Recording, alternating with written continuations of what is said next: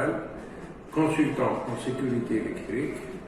Je suis retraité d'une entreprise nationale. J'ai passé pratiquement toute ma carrière dans le domaine de l'électricité. Je suis pour le moment consultant en sécurité électrique auprès de SPIC et d'autres entreprises. J'assure actuellement une formation concernant les habilitations électriques, conformément à des textes algériens bien sûr et internationaux.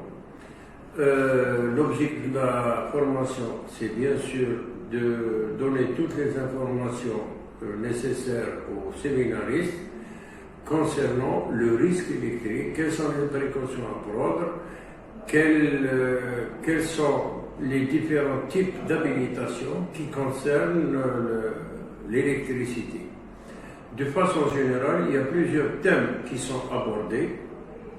En l'occurrence, pour la formation actuelle, il y a 7 thèmes qui sont abordés, parmi lesquels l'identification du risque électrique, le voisinage, les habilitations,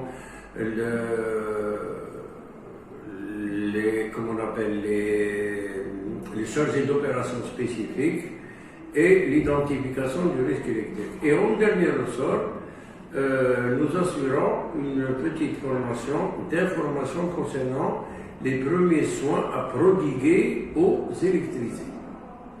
Concernant les modules dispensés au cours de cette formation, j'ai dit qu'il y avait plusieurs modules. Le premier module concerne l'identification, plutôt les paramètres d'électrocution.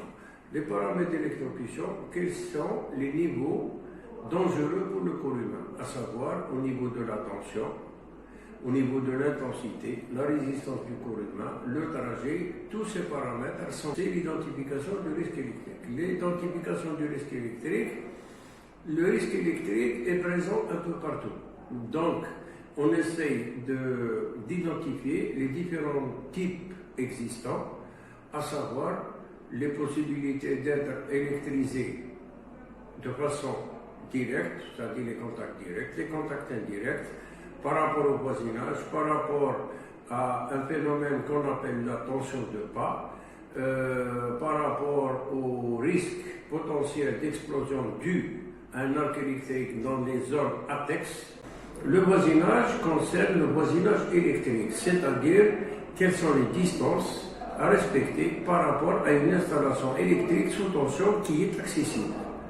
Donc, il y a deux possibilités, deux situations, le voisinage en basse tension et le voisinage en haute tension. Donc, on détermine quelles sont les distances à respecter par rapport à ces installations.